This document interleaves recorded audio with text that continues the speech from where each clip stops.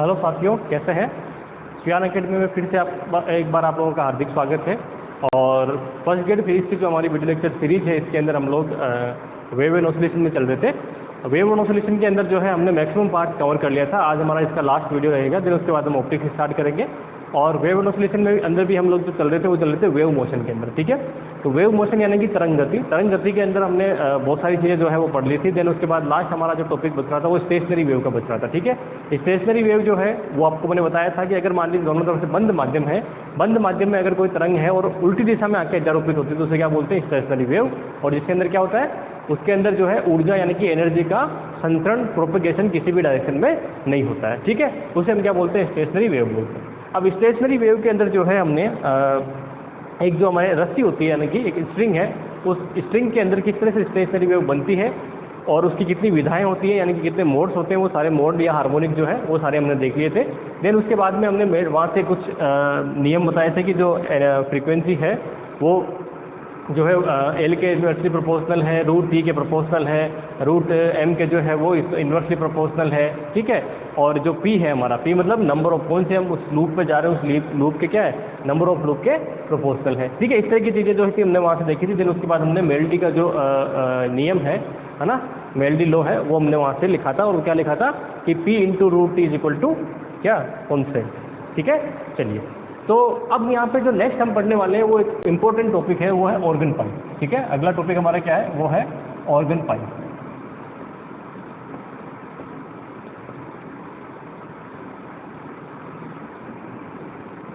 ये organ pipe है। ये ऑर्गन पाइप होता क्या, ऑर्गन पाइप का मतलब क्या है, कोई भी खुला पाइप, ठीक है।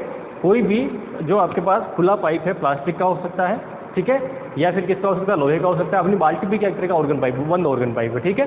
तो ये जो ऑर्गन पाइप है दो तरह के होते हैं, इसमें दो कंडीशन बनेगी। फर्स्ट कौन सा होगा, पहला होगा हमारे पास खुला ऑर्गन पाइप, ठीक है, खुला ऑर्गन पाइप। हिंदी में कहेंगे तो क्या हो जाएगा, open organ pipe, open organ pipe, ठीक है।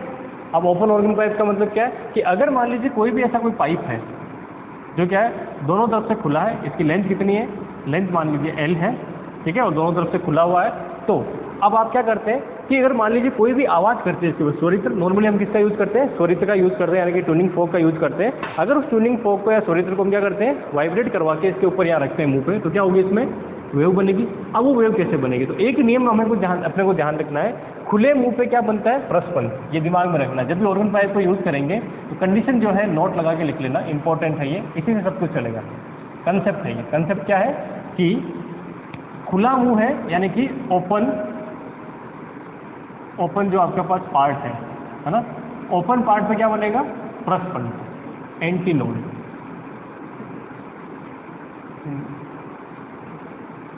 क्या बनेगा, एंटी नोड, क्या कहेंगे, प्रस्पंद।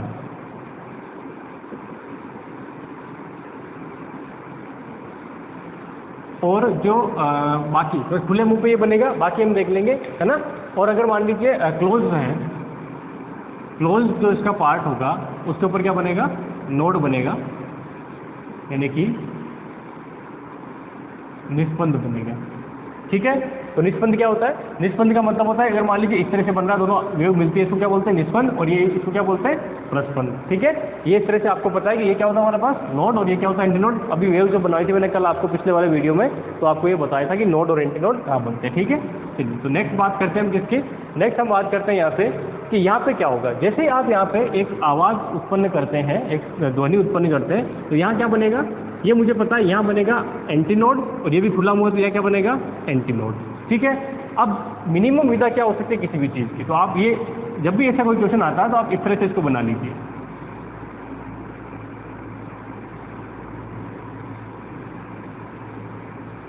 ठीक है। वेव ऐसी बनेगी, स्टेशनरी वेव अगर देखें तो दो माध्यमों के बीच में स्टेशनरी वेव कैसे बनेगी, ऐसे ही बनेगी। अब इस स्टेशनरी वेव में आप देखिए ऐसा कौन से पॉइंट है जो प्रस्पंद होंगे, तो ठीक है, तो ये क्या है मेरा, निस्पंद, प्रस्पंद, निस्पंद, प्रस्पंद, निस्पंद, प्रस्पंद, ये निस्पंद, और ये node, anti node, node anti node, इस तरह से बनेंगे। अब आप क्या कहना चाह रहे हो कि यहाँ पे एंटी नोड बनेगा, यहाँ क्या है, एंटी नोड, जो हमारे कंडीशन क्या है कि ओपन जो पार्ट होगा वहाँ एंटी नोड बनेगा, क्लोज पार्ट पे क्या बनेगा, नोड बनेगा, ठीक है। तो एंटी नोड कहाँ बन रहा है, तो यहाँ बन रहा है, ठीक है, और कहाँ बन रहा है, यहाँ बन रहा है। तो इसका मतलब मिनिमम पार्ट क्या हो सकता है खुले वाले में, तो मिनिमम हो सकता है ये वाला, इस तरह की वेव बन सकती है। तो क्या होगा, यहाँ पे एक नोड बन जाएगा बीच में, तो ये इस तरह से आके मिलेगा, ये इस तरह से आके मिलेगा, और फिर वापस ये यहाँ चला जाएगा।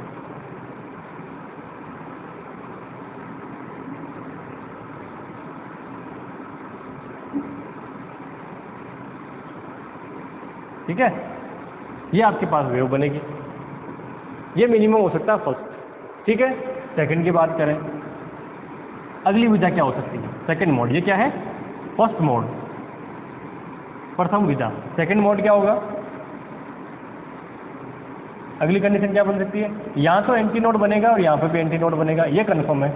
ठीक है, अब बाकी नोड कितने बनेंगे, तो अगला देखिए, ये यहाँ से अगला क्या बन सकता है, ये वाली केस ले सकते हैं, यहाँ से यहाँ तक का ये सेकंड मोड होगा। उसमें क्या होगा, उसके अंदर आपके पास बीच में कितना आ रहा है, एक और दो नोड आ रहे हैं। ठीक है, तो एक ये नोड आ गया, एक ये नोड आ गया, और बीच में एक एंटी नोड, तो एक ये एंटी नोड आ गया। ठीक है, तो क्या होगा, एंटी नोड से स्टार्ट होकर नोड पे मिलेगी, एंटी नोड से स्टार्ट होकर नोड पे मिलेगी। ठीक है, फिर यहाँ से स्टार्ट होकर यहाँ पहुँचेगी, यहाँ से स्टार्ट होकर यहाँ पहुँचेगी, फिर यहाँ से स्टार्ट होकर यहाँ पहुँचेगी, यहाँ से स्टार्ट होकर यहाँ पहुँचेगी, फिर ये ऐसे और ये। ठीक है, बन गई वो वाली वेव। ठीक है, ये कौन सा है इसका, ये है सेकंड मोड। थर्ड क्या हो सकता है, मैक्सिमम 3 ही बनाएंगे, लंबाई सबकी एल ही है ना, यहाँ पे एंटी नोड बनेगा, यहाँ एंटी नोड बनेगा। तो अगला क्या हो सकता है, ये वाला केस। तो इसमें क्या हो रहा है, 1 2 3 तो नोड और 2 एंटी नोड। ठीक है, थोड़ी छोटी बनेगी ये, है ना, तो ये 1 2, ये नोड, ये एंटी नोड, ये नोड, ये एंटी नोड, और फिर से ये नोड। ठीक है, यहाँ से देखो, पहले 1 2 और 3 नोड आने चाहिए, तो 1 2 और 3 नोड आ गए, और बीच में 2 एंटी नोड, तो बीच में 2 एंटी नोड। तो क्या होगा, यहाँ से स्टार्ट होगी, यहाँ मिलेगी, यहाँ से यहाँ मिलेगी, यहाँ से यहाँ गए, यहाँ से यहाँ गए, फिर नोड पे मिल जाएंगे, एंटी नोड पे दूर हो जाएंगे, नोड पे मिल जाएंगे, एंटी नोड पे बन गया। ठीक है, ये कौन सा होगा, ये होगा इसका थर्ड मोड। अब इनके लिए क्या फाइंड आउट करना है, इनके लिए मुझे फ्रीक्वेंसी फाइंड आउट करनी है। ठीक है, तो फ्रीक्वेंसी फाइंड आउट करने के लिए पहले मुझे क्या देखना पड़ेगा, लेमदा देखना पड़ेगा। लेमदा का रिलेशन क्या होगा, तो आप देखिए कि ये जो वेव यहाँ से यहाँ तक, यानी कि 2 एंटी नोड के बीच की जो वेवलेंथ होती है वो कितनी होती है, λ/2। डिस्टेंस कितनी होती है, λ/2 होती है। पता है आपको कैसे होती है, देख लो, मैंने लिखवाया भी था कि 2 एंटी नोड या 2 नोड क्रमागत जो है उनके बीच की लेंथ कितनी, डिस्टेंस कितनी है, λ/2। लेकिन एक नोड और एक एंटी नोड के बीच कितनी है, λ/4। तो आप देखिए डिस्टेंस कितनी हुई, λ/2 डिस्टेंस हुई कि नहीं हुई। यहाँ से देखो, यहाँ से यहाँ तक ये कितनी डिस्टेंस है, λ/4। ये कितनी है, λ/5। दोनों को जोड़ेंगे तो λ/2। तो ये कितनी डिस्टेंस होगी कि जो L है मेरा वो कितना आ रहा है, λ/2 आ रहा है। जब L λ/2 आ रहा है तो लैम्डा कितना आ गया, 2L आ गया। तो N1 कितना आ जाएगा, वो ध्वनि का वेग अपॉन लैम्डा कितना होगा, ध्वनि का वेग अपॉन लैम्डा। तो ध्वनि का वेग कितना है, v/2L। ये फर्स्ट केस हो गया आपका। ठीक है, कोई समस्या यहाँ तक आगे ना समझ में, ये चीज़ें पूछ सकते हैं आपको डायरेक्टली। ठीक है, ये चीज़ें आपको डायरेक्टली, अच्छा इसको λ1 कर देता हूँ मैं, है ना, क्योंकि 1 के लिए ले रहे हैं ना, λ1 नोटेशन थोड़ा जान लो, जिसको λ2 कर देंगे। ठीक है, आगे समझ में, यहाँ तक कोई समस्या। चलिए नेक्स्ट देखिए, इस वाले केस में क्या होगा, ये डिस्टेंस कितनी है, यहाँ से यहाँ तक, ये तो हो गया। अब देखना है इससे यहाँ तक की डिस्टेंस। ठीक है, तो आप देखिए वेव कहाँ कंप्लीट हो रही है, यहाँ से अगर मैं देखूँ, है ना, यहाँ से मैं देखूँ तो वापस वेव कंप्लीट कहाँ हो रही है, यहाँ कंप्लीट हो रही है पूरी वेव। ठीक है, या फिर ऐसे देख लीजिए, ये आधी वेव कितनी है, λ/2। यहाँ से यहाँ तक की डिस्टेंस कितनी है, λ/4। यहाँ से यहाँ तक की डिस्टेंस कितनी है, λ/4। ठीक है, ये समझ में आ रहा है ना। ठीक है, तो ये कितनी है, λ/2, λ/4 और लैम्डा, मतलब ये देख सकते हैं ना इस तरह से। अगर आप सिंगल वेव लेते हैं तो इस तरह से चल रहे हैं हम लोग। तो मुझे डिस्टेंस कहाँ से कहाँ तक चाहिए, यहाँ से यहाँ तक की डिस्टेंस चाहिए। ठीक है, तो ये कितनी होती है, λ/2, λ/4, λ/4। ठीक है, तो कितना हुआ, इन सबको जोड़ेंगे तो कितना आ जाएगा, लैम्डा। ठीक है, तो L इक्वल टू कितना हो जाएगा इसमें, ये। ठीक है, अब आ जाइए, λ2 मतलब सेकंड मोड के लिए लिख रहा हूँ, इसका मतलब ये है ना। तो L इक्वल टू दिस, तो इसका मतलब क्या हुआ, N2 कितना हो जाएगा, v/L, v/λ2 करूँगा पहले तो, है ना, v/λ2। आगे क्या मिल जाएगा, v/L। इसमें रिलेशन निकालना तो क्या हो जाएगा, N 2 इज इक्वल टू, ये क्या है, इसकी आधी है ना, तो क्या हो जाएगा n2 equal to 2 times of n1। 2 से ऊपर नीचे गुना कर दोगे तो v/12 कितना हुआ n1, तो क्या हो गया, ये इक्वेशन मिल गई। तो सेकंड केस आ गया। थर्ड केस देखिए, थर्ड केस में l फाइंड आउट करिए, l क्या होगा, तो आगे चलिए यहाँ से, ये चल रहा है यहाँ तक, ठीक है। तो यहाँ तक कितना था लेमडा बाई, सॉरी यहाँ तक कितना था लेमडा, है ना, ये कितना थी टोटल लेमडा थी। अब ये कितना है, तो ये देखो आप lambda by 4 plus lambda by 4 lambda by 2, है ना, तो लेमडा बाई 2 हो गया ये। तो लेमडा में लेमडा बाई 2 जोड़ेंगे तो कितना आएगा 3 लेमडा बाई 2, ठीक है, कितना आएगा 3 लेमडा बाई 2, तो कितना हो गया 3 लेमडा बाई 2। अब ये लेमडा 3 है ना, तीसरे मोड के लिए। तो n3 कितना हो जाएगा v अपॉन लेमडा 3, है ना। अब लेमडा 3 कितना होगा, तो आप देखिए lambda 3 is equal to 12/3, solve कर लीजिए। तो 12/3 यहाँ रखेंगे तो 12 नीचे 3 ऊपर, तो 3 v अपॉन 12, n1 से इसको कंपेयर करिए, v अपॉन 12 किसके बराबर है n1 के, तो इसका मतलब क्या हो गया 3n1, तो इसका मतलब क्या हुआ 3 टाइम्स। तो इसका मतलब खुले ऑर्गन पाइप में अगर हम देखें तो हमारे पास क्या इक्वेशन बनती है, खुले ऑर्गन पाइप में अगर n1 अनुपात n2 अनुपात n3 ये फाइंड आउट करते हैं, आगे चलेंगे ऐसे, तो क्या आ रहा है, ये आ रहा है 1 अनुपात 2 अनुपात 3 अनुपात समथिंग समथिंग 4 अनुपात 5 अनुपात, इस तरह से आगे चलती रहेगी, ठीक है। इस तरह का क्वेश्चन आपको एग्जाम में दिया जा सकता है खुले ऑर्गन पाइप के। तो आपको दिमाग में क्या रखना है, खुले ऑर्गन पाइप को बनाते टाइम देखिए कोई भी आपको मोड दिया जा सकता है, उसको सिर्फ आप दिमाग में ये रखना है, सबसे पहले चाहे खुला ऑर्गन पाइप दे चाहे बंद ऑर्गन पाइप दे, ये चीज़ आपको बनानी आनी चाहिए, ये चीज़ बना लीजिए स्टार्टिंग में, ठीक है, एंटी नोड और नोड, उसके बाद फिर आगे हम सोल्व कर लेंगे, ठीक है। तो ये क्या हुआ मेरा, ये हुआ कुल मिला के हमारे पास खुला ऑर्गन पाइप। अब चलेंगे हम बंद ऑर्गन पाइप में, ठीक है, बंद ऑर्गन पाइप कैसा होता है उसकी बात करते हैं। पोज करके फटाफट लिख लीजिए, मैं आगे चलता हूँ। अगला है सेकंड पे हमारे पास बंद ऑर्गन पाइप।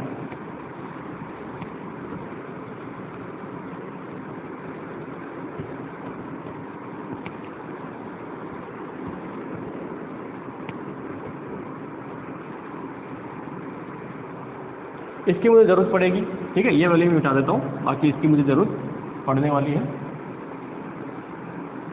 ये तो बेसिक है ना। जब भी आपके पास स्टेशनरी वेव का क्वेश्चन आए तो आपको ये दिमाग में रखना है कि डायग्राम क्या होगा स्टेशनरी वेव का, इस तरह का डायग्राम होगा, इसमें एंटी नोड और नोड वो आप डिसाइड कर लें, ठीक है। अब आगे चलते हैं।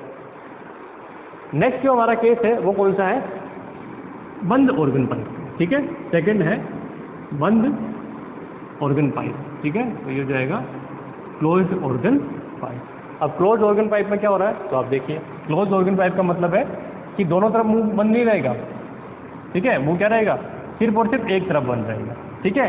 बंद ऑर्गन पाइप में एक तरफ मुंह बंद रहेगा, ये दिमाग में रखना, दोनों तरफ मुंह बंद कर दोगे तो वेव कहाँ बनाओगे, ठीक है।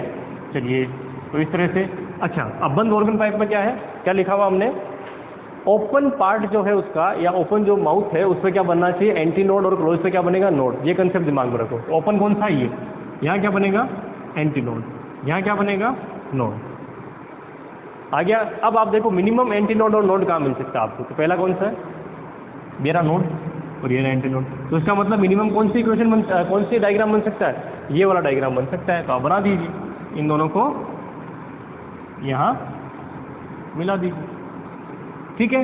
लेंथ कितनी है L है, तो ये L लेंथ हो गई,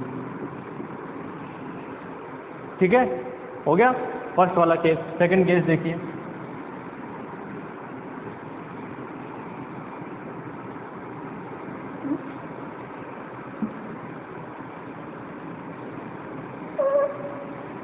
चलिए नेक्स्ट में क्या हो रहा है कि यहाँ पे वही क्या बनेगा एंटी नोड, यहाँ पे क्या बनेगा नोड, ये फिक्स है कंसेप्ट है। आगे चलिए, तो एक नोड तो यहाँ मिल रहा है, अब एंटी नोड क्या है अगला, ये तो हमने बना दिया नोड, और ये मिल सकता है अगला एंटी नोड। तो इसका मतलब क्या हुआ, इसका मतलब ये हुआ कि इस नोड और इस एंटी नोड के बीच में एक नोड और एक एंटी नोड है, क्या है एक नोड और एक एंटी नोड है। तो हमने क्या किया, ये बन गया हमारा एक नोड और ये क्या बन गया हमारा एक एंटी नोड, ठीक है, बराबर डिस्टेंस में बनते हैं, है ना। तो यहाँ से देखिए ये नोड है तो इसका मतलब यहाँ मिल जाएगा, ये एंटी नोड है इसका मतलब यहाँ मैक्सिमम पे चला जाएगा, और ये नोड है इसका मतलब दोनों यहाँ पे मिल जाएंगे। बन गई यहाँ से यहाँ तक की वेव, ठीक है। थर्ड में क्या हो सकता है? ये नोड, ये एंटीनोड। ठीक है, यहाँ से यहाँ प्रथम विधा, द्वितीय विधा, तृतीय विधा, कहाँ पहुँचना है? यहाँ पे। इसके बीच में कितने आ रहे हैं? यहाँ से स्टार्ट, अगर ऊपर से स्टार्ट करेंगे तो एक नोड, एक एंटीनोड, एक नोड, एक एंटीनोड, इसका मतलब 4। तो इसको पहले तो 2 भागों में बांट लो, फिर इसको आगे और 2 भागों में बांट लो। ठीक है, एंटीनोड के बाद ये नोड, ये एंटीनोड, ये नोड और ये, सॉरी गलती कर दी है, एंटीनोड नोड 4 आएंगे ना, 4 है बीच में ना। यहाँ से स्टार्ट करेंगे नोड ये रहा, वो स्टार्ट करेंगे एंटीनोड, तो 4 लेने हैं बीच में। ठीक है, तो ये हो गया पहला हमारा, ये 1 2 3 और 4 पॉइंट है ना। तो ये एंटीनोड, ये सॉरी नोड, एंटीनोड, नोड और एंटीनोड। ठीक है, तो यहाँ से स्टार्ट करेंगे, यहाँ मिल जाएंगे, यहाँ दूर हो जाएंगे, यहाँ मिल जाएंगे, यहाँ दूर हो जाएंगे और यहाँ मिल जाएंगे। ठीक है, तो 1 2 लूप, ये 2 लूप और एक आधा लूप, तो एक आधा लूप। ठीक है, हो गया। स्टार्ट करते हैं। ये कौन सा है? फर्स्ट मोड, ये सेकंड मोड और ये थर्ड मोड।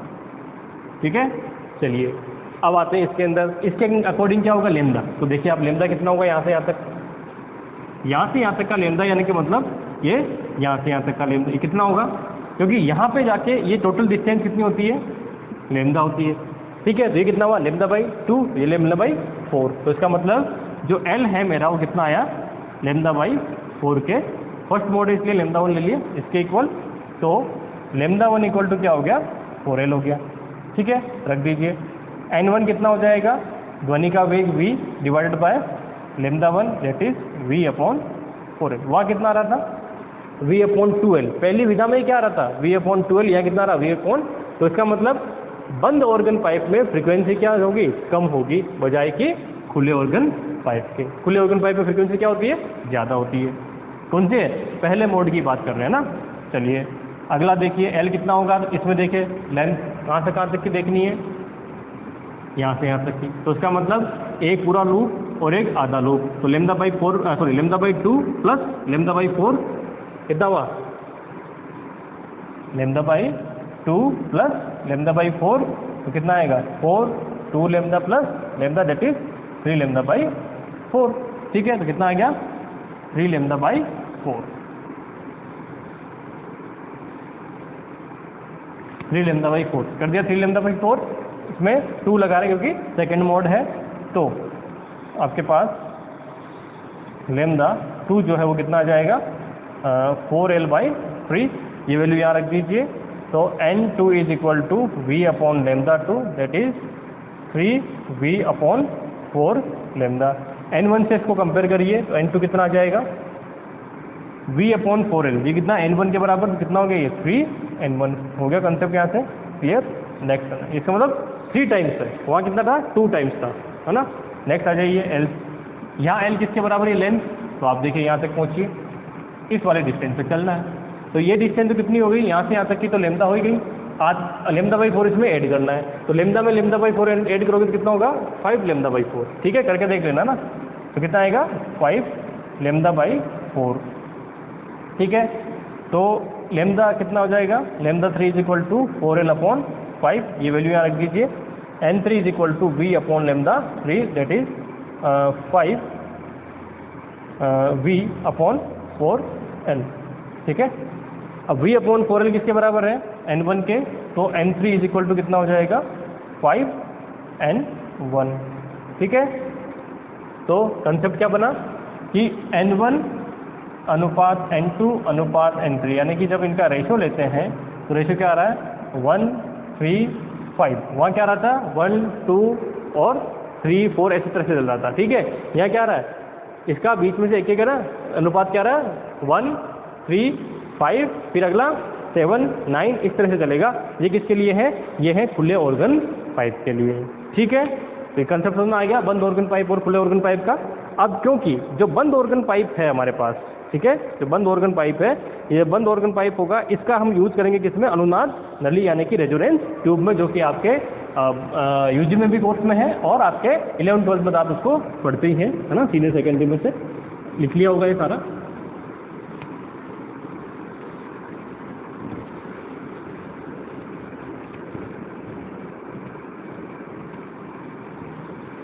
मेन चीज़ है ये अपरिगामी तरंग बनाना और ये 2%। अगर ये दिमाग में है अगर ये दिमाग में है तो आप हर एक चीज़ कर पाओगे, ठीक है, कोई समस्या आपको आने वाली नहीं है।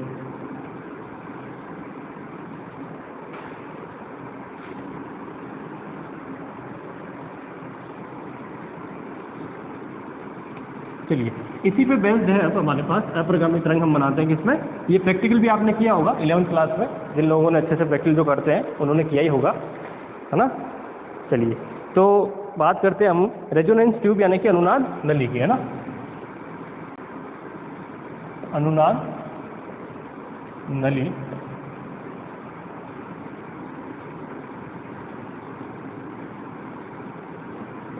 रेजोनेंस ट्यूब, ठीक है, कैसी होती है, कुछ नहीं है, एक मान लीजिए आपके पास या तो कांच की या फिर स्टील की कोई भी धातु की जो है वो पाइप होती है, पतली सी एक, इतनी मोटी कम से कम होती है।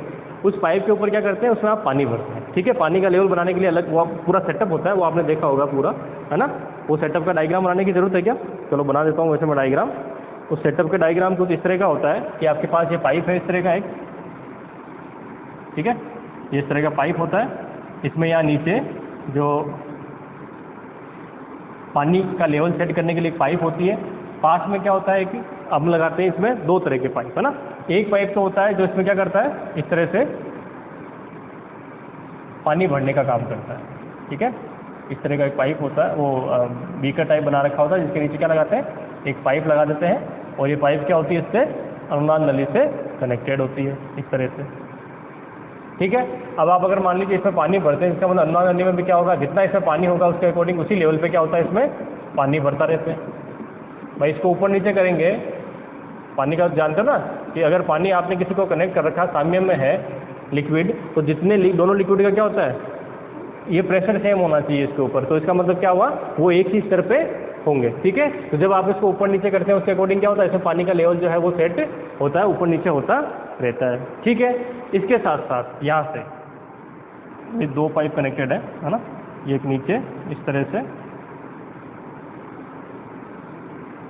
एक और जो पाइप है वो कनेक्ट रहता है, और वो एक पतला सा पाइप होता है इस तरह से,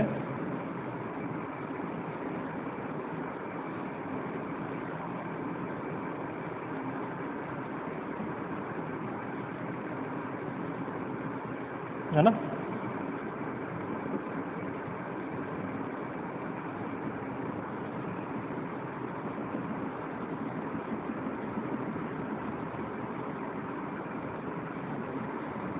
ठीक है, इस तरह का एक छोटा सा पाइप और होता है। ये जो पाइप होता है ये क्या होता है, ट्रांसपेरेंट होता है, पारदर्शी होता है, और इसके साथ में क्या लगी रहती है, एक स्केल लगी रहती है, ठीक है। साथ क्या लगी रहती है, स्केल लगी रहती है इस तरह से, तिरछी बन गई, स्केल सीधी बना देते हैं, और इस पर ये इस तरह से सेंटीमीटर में, मीटर में इस तरह से नंबर, ठीक है। 1 मीटर लंबी ये स्केल होती है वैसे, ठीक है। इससे हम क्या नापते हैं, पानी का लेवल कितना है, ठीक है। इससे क्या नापते हैं, पानी का जो लेवल है वो इससे मेजरमेंट हम करते हैं, ठीक है। अब क्या करते हैं, एक जो स्वरित्र होता है उस स्वरित्र को जो है इस तरह का होता है, यानी कि ट्यूनिंग फोर्क, इसको इसके ऊपर वाइब्रेट करा के रखते हैं, पानी का लेवल सेट कर, वो मतलब मैंने आपको अब ये पूरा का पूरा लकड़ी के स्टैंड पे होती है, इसमें कसी रहती है वो सब चीज़ें मैं नहीं बना रहा, मैं सिर्फ 3 चीज़ दिखा रहा हूँ आपको। ये ऑर्गन पाइप है, कौन सा होगा, तो आप इसको देखिए, जो अनुनाद नली है उसके अंदर ये ऊपर का मुंह तो खुला, नीचे क्या है, पानी का जो लेवल है, क्या है, पानी का लेवल। अब पानी के लेवल के अकॉर्डिंग क्या ये बंद हो रहा है ना। अब हम इस वाले सेटअप से क्या कर सकते हैं, इस वाले सेटअप से अनुनाद बनाने, अनुनाद कब होगा, देखो मिनिमम क्या बन सकती है, जब भी आप बंद किसकी तरह काम कर रहा है, एक तो ये बंद ऑर्गन पाइप, ये तो दिमाग में रखना, पहली बात तो क्या है, बंद ऑर्गन पाइप है ये, ठीक है। तो बंद ऑर्गन पाइप के लिए मिनिमम कंडीशन जो होती है वो क्या होती है, अगर मान लीजिए बंद ऑर्गन पाइप की मैं मिनिमम कंडीशन की बात करूं इस तरह से, तो क्या होती है, यहाँ क्या बनेगा, एंटी नोड, यहाँ क्या बनेगा, नोड। तो क्या बन सकता है, ये बन सकता है, सॉरी ये कंडीशन हो सकती है, ठीक है, नोड और एंटी नोड की। अगली कंडीशन क्या हो सकती है, सेकंड कंडीशन, अगर पानी के लेवल को और मैं कम कर देता हूँ मान लीजिए, है ना, तो पानी के लेवल को कम करने पे क्या बनेगा, नोड और एंटी नोड, तो बीच में क्या आएगा, अच्छा नोड एंटी नोड के बीच में एक आएगा नोड और एक आएगा एंटी नोड और फिर अगला नोड। तो ये इस तरह की इक्वेशन, ये बंद, ये यहाँ पे खुला और ये यहाँ पे, ठीक है, ये इक्वेशन बनेगी। ठीक है, तो हम क्या कर रहे हैं कि यहाँ से जो त्वरित्र है उसकी वो क्या है, फ्रीक्वेंसी फिक्स है। मान लीजिए त्वरित्र की फ्रीक्वेंसी कितनी n है, वो फिक्स है। आपने अलग अलग तरह के त्वरित्र आते हैं, उनकी अलग अलग फ्रीक्वेंसी होती है ना, 512 का लेते हैं, 420 का लेते हैं, 480 का लेते हैं, इस तरह से बहुत सारे त्वरित्र होते हैं। उनके साथ हम ये प्रैक्टिकल करते हैं अलग अलग त्वरित्र के साथ, और क्या निकालते हैं, इसमें ध्वनि का वेग निकालते हैं। अल्टीमेटली हमारे पास क्या है, ध्वनि का वेग जो है वो फाइंड आउट करना होता है। ठीक है,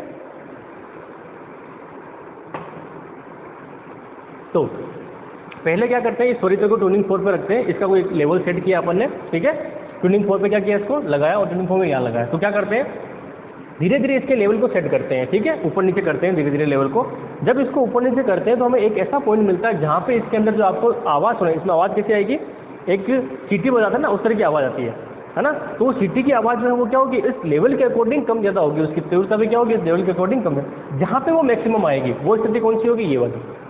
ठीक है, जहाँ पे इसमें जो आवाज़ आ रही है ना, वो आवाज़ मैक्सिमम आएगी, वो स्थिति कौन सी होगी, ये वाली। ठीक है, तो उसे क्या बोलते हैं, प्रथम अनुनादी लंबाई। ठीक है, ये क्या होगी, जब ये होगा उसे बोलते हैं प्रथम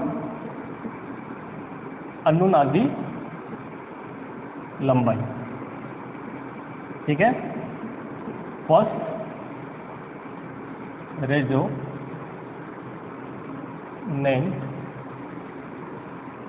लेंथ।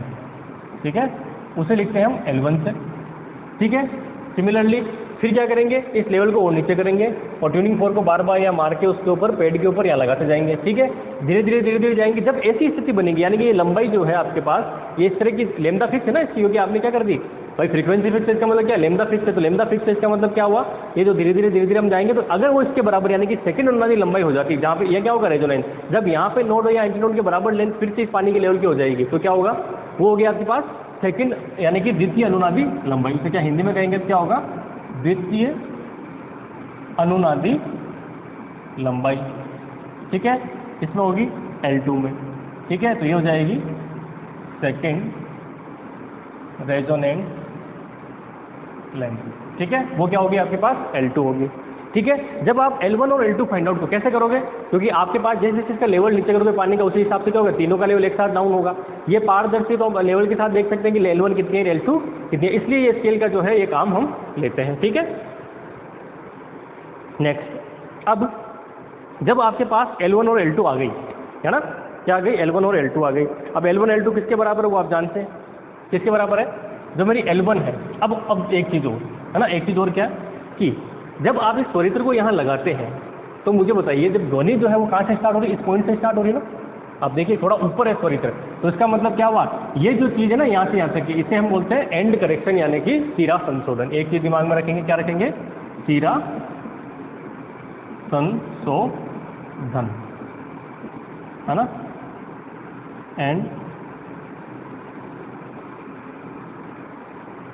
And correction. ठीक है, अब ये एंड करेक्शन या सिरा संशोधन का मतलब क्या है, देखिए आप सॉरी, तो नॉर्मली हमने क्या पढ़ा है, जब हमने कंसेप्ट पढ़ा था तो कंसेप्ट में क्या रहा है, नोड जो बन रहा है जस्ट इस पॉइंट पे बन रहा है ना, इसके सेंटर में बन रहा है, ऑर्गन पाइप जहाँ से स्टार्ट हो रहा है वहाँ सेंटर में बन रहा है। लेकिन जब आप स्वरित्र को रखोगे तो इसको बीच में इसको टच थोड़ी करोगे, हल्का सा स्वरित्र जब हम रखते हैं तो और जो पाइप है अपना ऑर्गन में उसके साथ ऊपर रखते हैं, तो ऊपर रखते हैं, इसका मतलब क्या हुआ, जो आपका एंटी नोड है वो क्या बन रहा है, यहाँ बन रहा है। ये बनना कहाँ से, यहाँ, ये जो इसके बीच की जो डिस्टेंस होती है उसे क्या बोलते हैं, सिरा संशोधन। तो जो वो लेंथ L देगा वो क्या देगा, यहाँ जो प्रैक्टिकल में लेंथ देगा वो क्या देगा, ये प्लस ये, क्योंकि एंटी नोड इसके बीच की लेंथ दे रहा है ना, तो इसका मतलब क्या हुआ, जो लेंथ, अब लेंथ क्या है, हम मेजर कहाँ से कर रहे हैं, 0 हमारा यहाँ है, लेकिन हम इसको रख क्या रहे हैं, एंटी नोड हमारा क्या है यहाँ, और ये से यहाँ से डिस्टेंस कितनी है, ये x डिस्टेंस है। ठीक है, तो इसका मतलब पहली जो कंडीशन मिल रही है वो कितनी मिल रही है, मान लीजिए यहाँ मिल रही है, तो क्या हुआ, L1 और ये जोड़ेंगे तो कितना होगा, x। तो इसका मतलब क्या हुआ, L1 प्लस x जो होगा वो किसके बराबर होगा, वो बनेगा इस कंडीशन के, यानी कि λ/4 के बराबर बनेगा। ठीक है, कोई समझते हैं यहाँ तक, x का मतलब समझ रहे हैं, क्योंकि अपन उसको ऊपर रख रहे हैं। ठीक है, जस्ट इसके अंदर मान लीजिए यहीं रख रहे होते हैं तो क्या होता, वो आपके पास सीधा ये x नहीं आता, जो सिरा संशोधन है वो नहीं आता। ठीक है, सिरा संशोधन इसको हमने किससे दिया, x से डिनोट किया है। ठीक है, चलिए अगला देखिए, L2 प्लस x ये किसके बराबर होगा, तो आप देखिए λ/4 प्लस λ/2 कितना हुआ, 3 λ/4, तो कितना हुआ, 3 λ/4। अब इस इक्वेशन 1 और इक्वेशन 2, तो इक्वेशन 2 में से इक्वेशन 1 को क्या कर लीजिए, माइनस कर दीजिए। जैसे माइनस करेंगे तो क्या मिलेगा, L2 माइनस L1, क्योंकि ये तो कैंसिल आउट हो जाएगा, equal to 3 lambda by 4 minus lambda by 4 कितना आ जाएगा, 2 lambda by 4, 2 lambda by 4 that is lambda by 2। तो लेमदा इक्वल टू कितना हो गया, 2L2 माइनस L1, ठीक है, 2L2 माइनस L1। अब आपको क्या दे रखा है, V फाइंड आउट करना है, ठीक है, वेलोसिटी ऑफ साउंड है ना, लिख देता हूँ, velocity of sound, velocity of sound क्या है, V। तो V और इसमें क्या रिलेशन होगा, V is equal to N lambda, V is equal to क्या होगा, एन लेमदा। एन आपको इसका त्वरित का गिवन होगा, तो इक्वेशन क्या बन जाएगी, V is equal to 2n L2 minus L1, यह होगा आपके पास का फॉर्मूला, ठीक है। और इस पे आपको न्यूमेरिकल क्वेश्चन दिया जा सकता है, ठीक है, इस पे क्या दिया जा सकता है, एक न्यूमेरिकल क्वेश्चन दिया जा सकता है। उसके अंदर आपको दोनों अणुओं की लंबाई जो है, रेजोनेंट जो लेंथ है L1 और L2 फर्स्ट और सेकंड, वो दे देंगे, और क्या दे देंगे, जो सोरित्र यूज किया उसकी फ्रीक्वेंसी आपको दे दी है। इसका उल्टा भी कर सकते हैं, इसका क्या कर सकते हैं, उल्टा भी कर सकते हैं। और उल्टा क्या कर सकते हैं कि आपको क्या कर देंगे, ध्वनि का वेग देके और सोरित्र की आवृत्ति, मतलब वो कुछ भी पूछ सकते हैं, दो चीज़ देके एक चीज़ कोई भी आपको पूछ लेंगे, ठीक है। चलिए, तो ये कुल मिला के जो है इक्वेशन आपकी यहाँ से बन जाती है, ठीक है। अब आगे देखिए कि मान लीजिए, अच्छा आपको x का मान निकालने के लिए दे दिया है ना, x का मान निकालने को दे दिया, तो कैसे निकालेंगे उसकी बात कर लेता हूँ मैं। इन इक्वेशन से निकालना है मुझे,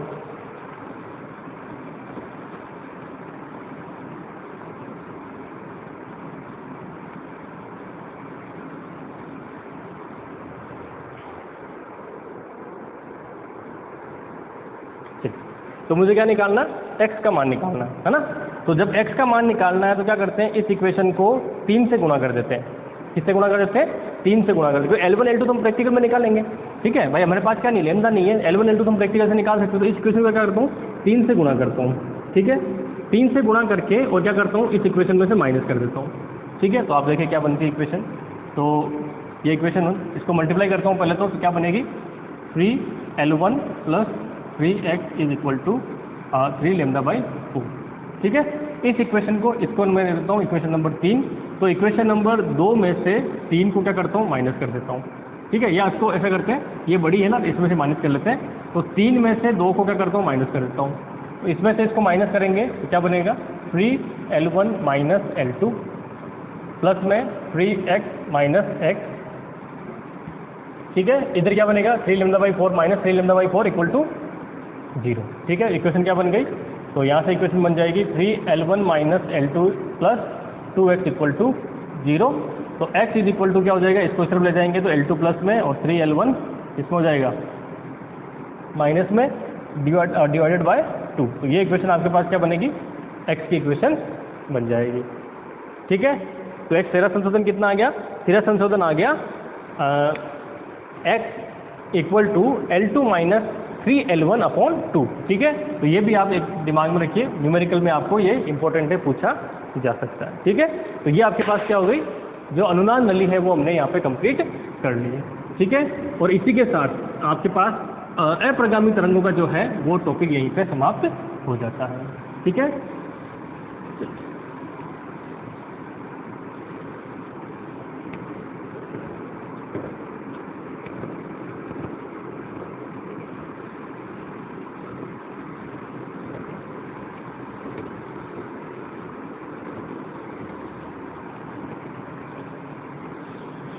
नेक्स्ट आ जाते हैं हम लोग लिसाजूज कर्व पे, है ना। तो लिसाजूज कर्व क्या होते हैं, तो लिसाजू कर्व में क्या है, मैंने आपको पहले ही बताया, लिसाजू के अंदर क्या होता है कि जो आपके पास अब ये एक ही मात्र ऐसा, बाकी जितने भी हमने पढ़े उसमें क्या रहे, डायरेक्शन जो है वो एक है, मतलब अपोजिट हो सकती है, लेकिन क्या है, एक दूसरे के परपेंडिकुलर नहीं है ना। ये इधर से आ रहा है तो इधर से आ रहा है, तो इसका मतलब एंटी पैरेलल या पैरेलल हो सकती है डायरेक्शन। अभी तक जितने भी हमने चाहे व्यतिकरण पढ़ा, चाहे व्यतिकरण पढ़ा हो, चाहे हमने अप्रगामी तरंगे पढ़ा हो, चाहे प्रगामी तरंगे पढ़ा हो, चाहे विस्पंद पढ़ा हो, सब में क्या हो रहा था, जो वेव्स आती हैं ध्वनि की वो क्या हो रही है, एक ही दिशा में से आ जाती है ना। अब क्या है, ये वन डायमेंशन होती है, ऐसा कह सकते हैं। अब इस वाले केस में क्या है, इस वाले केस में ऐसा है कि जो वेव है ना, एक वेव अगर इधर से आ रही तो दूसरी वेव क्या आ रही, इसके परपेंडिकुलर डायरेक्शन में आ रही है। अब परपेंडिकुलर डायरेक्शन में आ रही तो उस केस में क्या इक्वेशन, क्या डायग्राम बनते हैं, क्या इक्वेशन बनती है, उसकी बात करते हैं। ये स्पेशल केस है ना। ये स्पेशल केस क्यों है? क्योंकि यहाँ पे जो है अल्टीमेटली जो रिजल्टेंट बनता है वो क्या बनता है, एक बंद कर्व बनता है, लूप बनता है, ठीक है। और अगर आपने एमएससी में ढंग से प्रैक्टिकल किए हैं, है ना, एमएससी में अगर आपने ढंग से प्रैक्टिकल किए हैं तो सीआरओ के अंदर हम ये एक्स और वाई डायरेक्शन की वेव लेके और वहाँ पे क्या बनाते हैं, इस तरह के डायग्राम भी बनाते हैं, ठीक है। बनाया ना आपने सीआरओ के अंदर, ठीक है, अच्छी बात है बनाए। तो वैसे मैक्सिमम लोग नहीं बनाते हैं क्योंकि प्रैक्टिकल से नंबर थोड़ी मिलते हैं। प्रैक्टिकल में जो नंबर आने वो आने हैं, प्रैक्टिकल से क्या मिलेगा, कोई फ़ायदा नहीं है। नंबर कहाँ मिलते हैं? थ्योरी एग्जाम में, जहाँ आपको 100 में से कितने लाने होते हैं, 90 नंबर लाने होते हैं, 5 साल के पेपर पढ़ के, ठीक है। वहाँ पे लाना जरूरी होता है, तो वहाँ रट के हम पढ़ते हैं, प्रैक्टिकल पे ध्यान कम देते हैं। जबकि फिजिक्स का मतलब ही क्या है, प्रैक्टिकल। तो जितना प्रैक्टिकल में ध्यान दोगे, है ना, थ्योरेटिकल में भले ही कम ध्यान दो, प्रैक्टिकल में ज़्यादा ध्यान दो तो अपने आप सीखने को चीज़ें मिलती रहेगी, ठीक है। तो हमारा टॉपिक है लिसाजूस कर्व या लिसाजूस फिगर।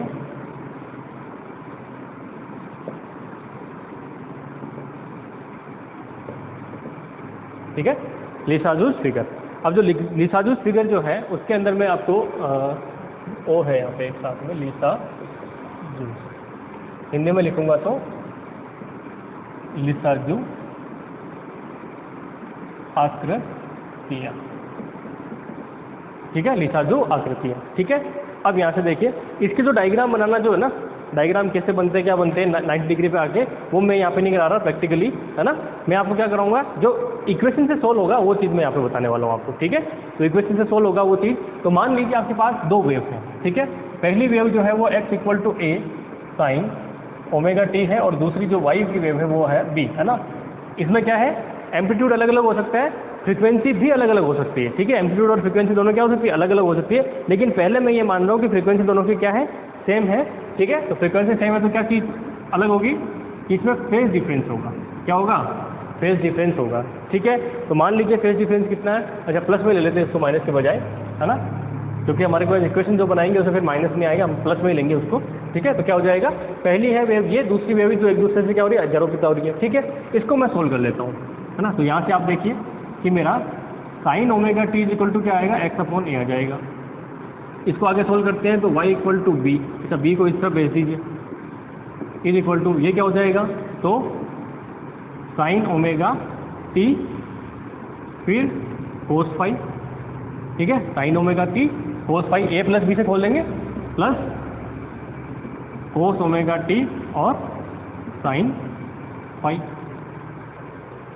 अब जब sin ωt की वैल्यू कितनी है, x + a, तो यहाँ से cos ωt कितना होगा बताइए, 1 - sin² ωt ⁻1/2 या रूट, तो क्या हो जाएगा 1 - x² a² 1/2। आगे cos ωt की वैल्यू, ठीक है। तो sin ωt और cos ωt की हमने क्या निकालनी, यहाँ से वैल्यू निकाल दी, ठीक है। अब ये सारी की सारी जो वैल्यू है वो यहाँ पुट कर दीजिए। जैसे पुट करेंगे तो y/b = sin ωt कितना है, x/a cos phi plus cos ωt ये रहा 1 - x² a² 1/2 और sin phi। बन गई इक्वेशन, ठीक है। तो कुल मिला के जो है अब हम क्या करते हैं, इस वाले को इस तरह भेज देते हैं। तो y - b x/a cos phi = 1 - x² a² 1/2 sin phi, ठीक है। यहाँ तक कोई समस्या नहीं है। अब क्या करते हैं, दोनों तरफ स्क्वायर कर देते हैं। जैसे दोनों तरफ स्क्वायर करेंगे तो फाइनल इक्वेशन जो बनेगी हमारी क्या बन जाएगी, y/b - x/a cos phi = यहाँ रूट है ना, इसको हटाने के लिए, तो 1 - x² a² और साथ में sin। ये इक्वेशन जो फाइनल इक्वेशन बन रही है हमारे पास, वो फाइनल इक्वेशन कौन सी बन रही है, ये वाली इक्वेशन बन रही है। और आगे इसको सोल्व कर सकते हैं क्या,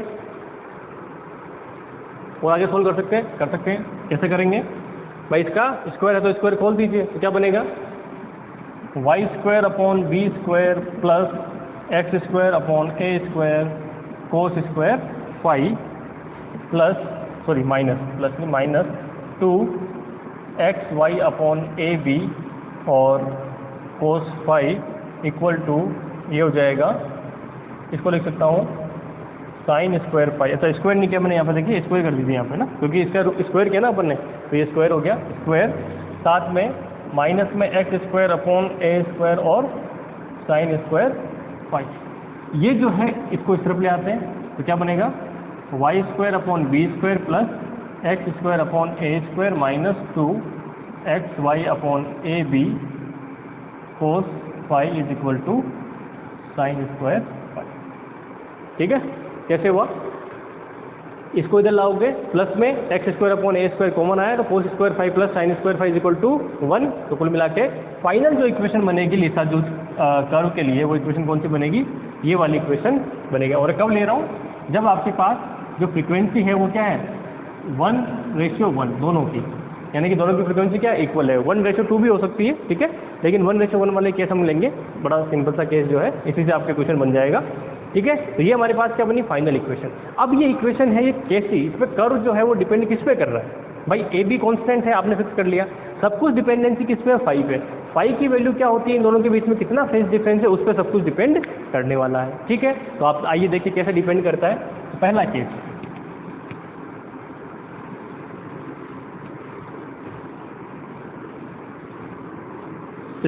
स्टार्ट करिए। फर्स्ट केस में क्या है कि मान लीजिए जो फाई है आपका वो कितना है 0 डिग्री। फाई कितना है, यानी कि दोनों में कोई फेज डिफरेंस नहीं है। जब दोनों में कोई फेज डिफरेंस नहीं है तो कोस फाई इक्वल टू कितना हो जाएगा, 0 रखेंगे तो 1, और साइन फाई कितना हो जाएगा 0। दोनों वैल्यू यहाँ रख दीजिए तो इक्वेशन क्या बनेगी Y square upon B square plus X square upon A square minus 2xy upon A B, ठीक है, इक्वल टू 0। ये फिर से इक्वेशन क्या बन जाएगी y upon B minus X upon A whole power is equal to 0। ठीक है, तो इसका मतलब किसकी इक्वेशन है? ये एक लाइन की इक्वेशन है। किसकी? स्ट्रेट लाइन की इक्वेशन है। और इसका स्क्वायर आ रहा है, इसका मतलब क्या है? दो संयुग्मी स्ट्रेट लाइन है। ठीक है, कॉन्जुगेट स्ट्रेट लाइन है। ठीक है, ये क्या है 2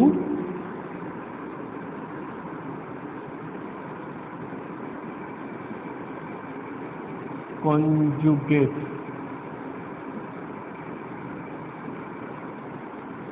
एक सेकेंड, संयुग्मी के स्पेलिंग में थोड़ा सा कन्फ्यूजन है, दूर कर लेते हैं, मैं लिखी हुई हो तो संपाती सरल रेखाएं कॉन्जुगेट, एक सेकंड लिखा हुआ नहीं है तो कॉन्जुगेट। ठीक है, कॉन्जुगेट जो है आप देख लेना, स्पेलिंग में थोड़ा हो सकता है मुझे थोड़ा कन्फ्यूजन है, जे आएगा या एस आएगा। ठीक है, तो कॉन्जुगेट जो इक्वेशन है वो कॉन्जुगेट जो लाइन है उनकी इक्वेशन होगी, और हिंदी में कहेंगे तो दो संपाती रेखाएं। अच्छा, संपाती को कॉन्जुगेट नहीं है, वो संयुग्मी होता है। संपाती का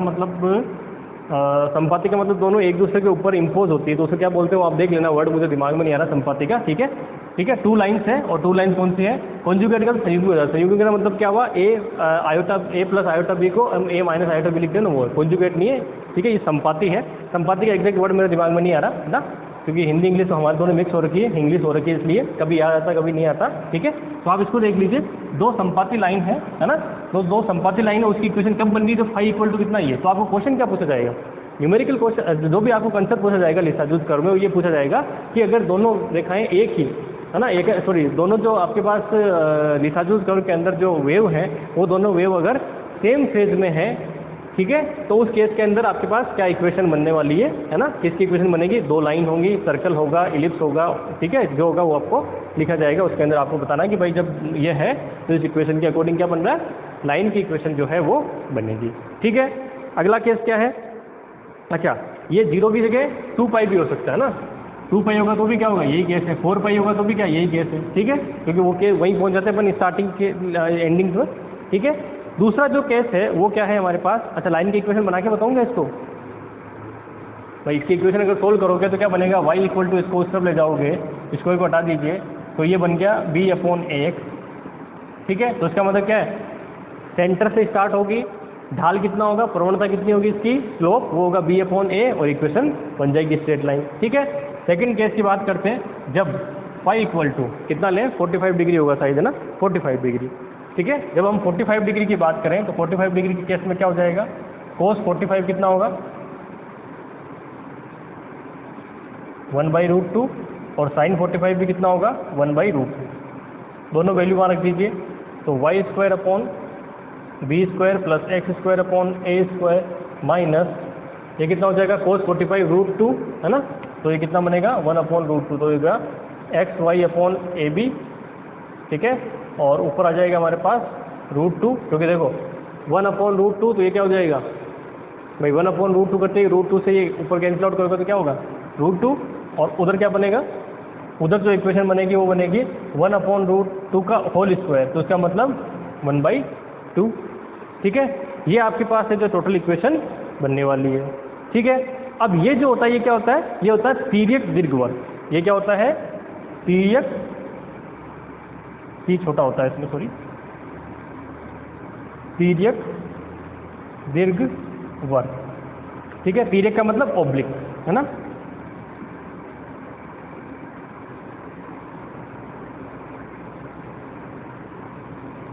इलिप्स। ठीक है, ऑब्लिक इलिप्स जो है, तो इसका मतलब इलिप्स कैसा होता है, ऐसा। ऑब्लिक का मतलब क्या हुआ, ये जो बनने वाली है डायग्राम कैसा बनेगा, ये कुछ इस तरह का इलिप्स बनेगा। ठीक है, तिरछा इलिप्स। ऑब्लिक का मतलब क्या है, तिर्यक का मतलब तिरछा, तो तिरछा इलिप्स जो है वो इस तरह से बन जाएगा।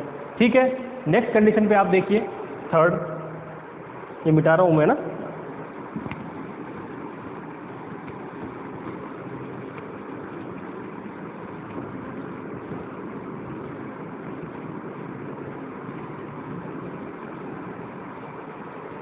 थर्ड है 90 के केस में, है ना, कि जब मान लीजिए इनके बीच में थर्ड केस में फाई जो है वो कितना है, 90 डिग्री का फेज एंगल है, तो साइन 90 तो कितना हो गया 1, और कोस 90 कितना हो जाएगा 0।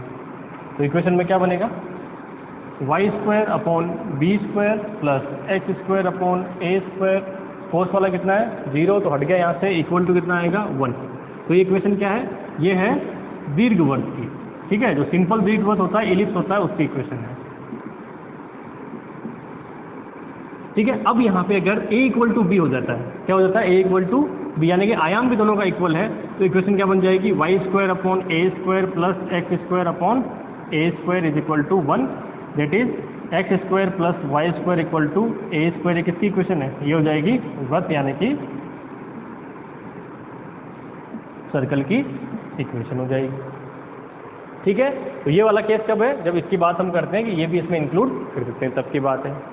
ठीक है, आगे समझ में।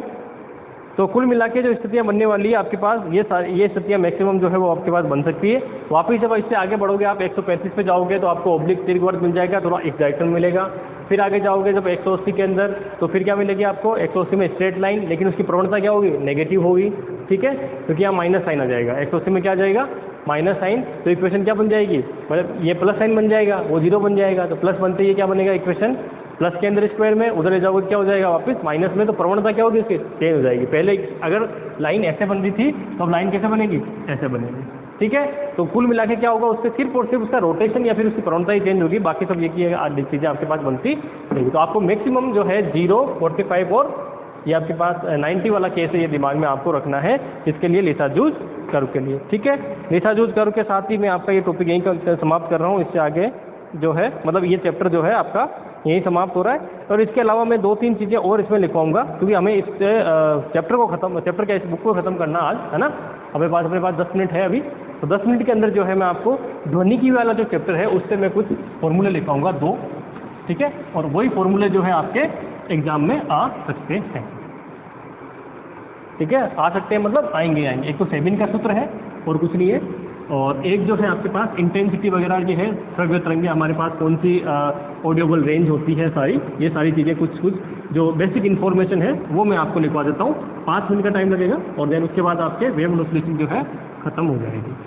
ठीक है, चलिए, तो अब आते हैं ध्वनिकी यानी कि अकोस्टिक में। ध्वनिकी यानी कि अकोस्टिक। ठीक है, तो जो अकोस्टिक है यानी कि ध्वनिकी है, उसका मतलब क्या है, ध्वनिकी मतलब जिसमें ध्वनि के बारे में पढ़ा जाता है। तो हम ऑडियोबल जो हमारे पास है, श्रव्य ध्वनि, परास। एक मानव के लिए श्रव्य ध्वनि परास है वो क्या होती है, ठीक है, यानी कि इसे कहेंगे ऑडियोबल रेंज, है ना।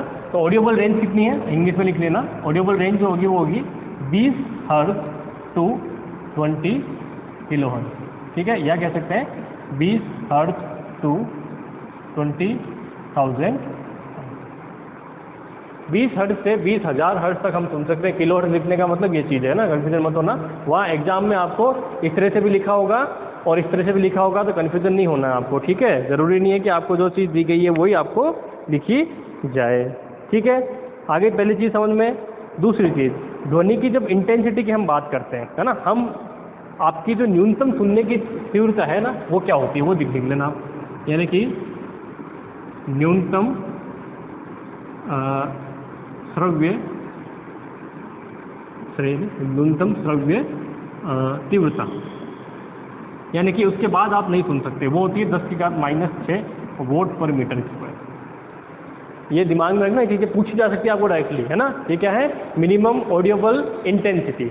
मिनिमम ऑडियोबल इंटेंसिटी इंग्लिश में लिख लेना, मिनिमम ऑडियोबल इंटेंसिटी। देखो ध्वनि परास, परास का मतलब ये फ्रीक्वेंसी है, ये क्या आपकी फ्रीक्वेंसी रेंज है, और वही हम इंटेंसिटी की बात करते हैं। तो इंटेंसिटी में क्या होगा, ये जो मिनिमम इंटेंसिटी, इतनी इंटेंसिटी तो उस ध्वनि की होनी चाहिए जो हम उससे सुन सकते हैं। और इसको हम जो लिखते हैं ना आई नोट से नोट करते हैं ना, आई नोट जो है वो हमारा ये होता है, ठीक है। आ गया। चलिए नेक्स्ट हम चलते हैं कि जब आपको कोई भी ध्वनि है उसकी आई आपको गिवन है, ठीक है, और उसकी आपको क्या निकालनी है, तीव्रता निकालनी है, ठीक है। तो तीव्रता निकालने का फॉर्मूला क्या होता है उसकी बात मैं कर लेता हूँ। तो इसको हम लिखते हैं ध्वनि की तीव्रता का मापन, है ना। तो ध्वनि तीव्रता मापन किसमें है, यह है डेसिबल में। जब आप इसको डेसिबल में लिखते हैं तो डेसिबल में क्या लिखते हैं उसकी बात मैं कर रहा हूँ। तो डेसिबल में होता है L = 10 है 20, एक बार कन्फर्म करना था 10, हाँ 10 log 10 I/I0, ठीक है। अगर मान लो आपको कोई इंटेंसिटी गिवन है ना, इंटेंसिटी की वैल्यू जो से आपको फर्क करिए कि आपको इंटेंसिटी दे दी 10⁻⁻10 या 10⁻⁻3 दे दी, है ना। 10⁻⁻3 जो है I = ये लिख दिया, I के लिख दिया 10⁻⁻3 वोट पर मीटर स्क्वायर, ये आपको दे दिया। और कहा कि डेसिबल में इसकी इंटेंसिटी जो है वो फाइंड आउट करिए। तो डेसिबल में फाइंड आउट करेंगे तो कैसे करेंगे, ये बोले फॉर्मूले से फाइंड आउट करेंगे, ठीक है। यहाँ आप ये वैल्यू रख दोगे, आई नोट आपका फिक्स है, दोनों को डिवाइड करेंगे, लोग लेंगे और आंसर निकाल देंगे। वो आपको क्या होगा, ये जो वैल्यू मिलेगी किस में मिलेगी, डेसिबल में, डीबी में आएगी, है ना। इसमें आएगी वैल्यू डीबी, यानी कि डेसिबल में वैल्यू आएगी, ठीक है। हो गया यहाँ से। अब हम चलते हैं सीधा सीधा इसमें, और कुछ आपको सारेगामा वगैरह छोड़िए, इसमें कोई नहीं पूछने वाला आपको। सेबिन का जो फॉर्मूला है उसके ऊपर आ जाते हैं, ठीक है। सेबिन का जो फॉर्मूला है वो, सेबिन का फॉर्मूला किसके लिए है, रिवर्बरेशन जो टाइम है हमारा, यानी कि पराध्वनि काल। अब पराध्वनि काल का मतलब क्या है, जैसे अब पहले समझ लीजिए थोड़ा सा कि खाली रटना ही नहीं है।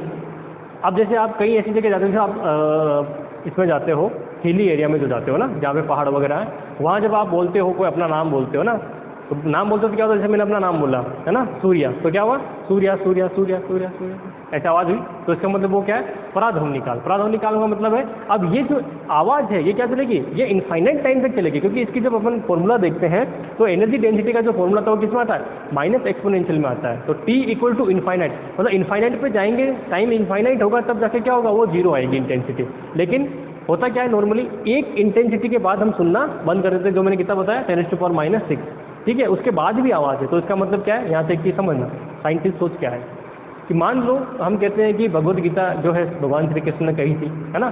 जब कही थी तो कितने साल पुरानी होगी, 5000, 10,000, 12,000, जो भी आपके अब हम अकॉर्डिंगली मानते हैं उसके इतने साल पुरानी।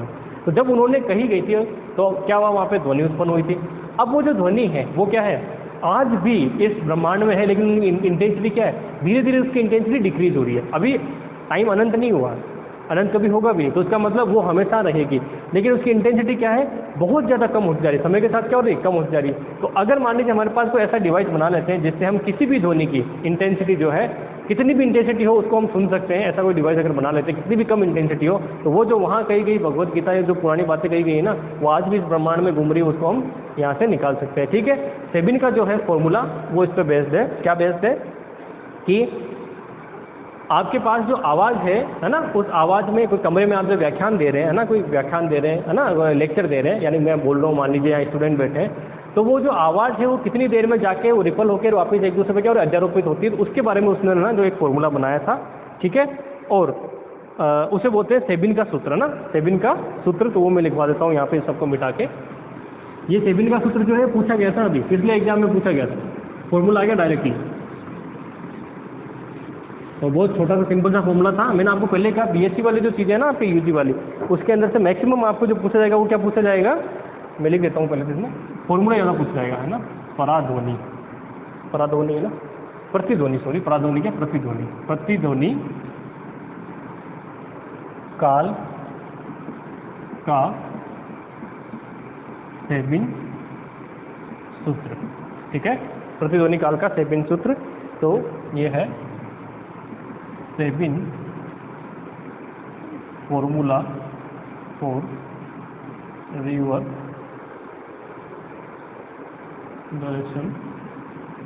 ये बी है वेरिएशन टाइम, ठीक है। और ये फॉर्मूला क्या है, ये मैं एक बार डायरेक्ट लिख देता हूँ पहले, फिर आपको बता देता हूँ। 0.165 v/α, ये मुझे हर बार याद रहता है दिमाग में, क्यों रहता है, क्योंकि ये फॉर्मूला ऐसा है, एक तो थोड़ा सा अटपटा सा फॉर्मूला है, क्यों अटपटा सा, क्योंकि इसके अंदर समीशन आ रहा है, ठीक है। दूसरा यहाँ पे जो है इस फॉर्मूला समीशन की वजह से, और दूसरा क्या है, इसमें पॉइंटों में वैल्यू आ रही है, पहला फॉर्मूला ऐसा होता है जिसमें पॉइंटों में कोई चीज़ वैल्यू आ रही हो आपकी, ठीक है।